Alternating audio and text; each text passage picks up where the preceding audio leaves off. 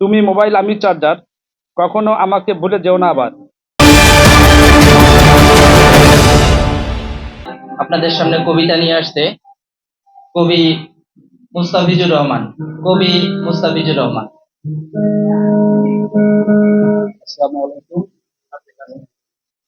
সবাইকে, সন্ধ্যার শুভেচ্ছা। আমি আসলে কবিতা পাঠ করি না, কবিতা লিখি। আজকের এই প্রথম কবিতা ঠিক পড়বো, আবৃত্তি করবো, এছাড়া কিছু না। কবিতার নাম তুমি ও আমি। তুমি জল, আমি সমুদ্র, তোমায় নিয়ে আমি জ্বলন্ত। তুমি ব্যথা, আমি মুখ জেল, তোমায় না পেলে হবে হার্ট ফেল।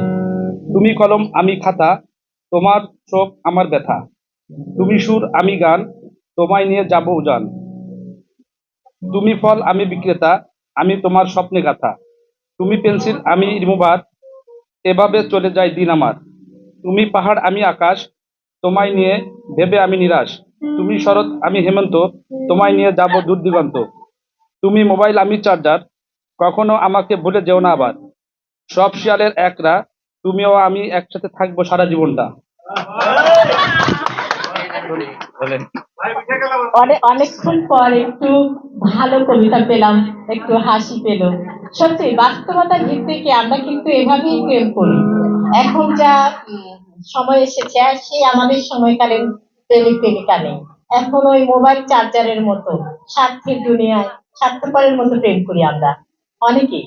তো স্বার্থ পুড়িয়ে গেলে প্রেম শেষ, মানুষ শেষ, মোবাইলের চার্জার ভেঙে গেলে সব শেষ।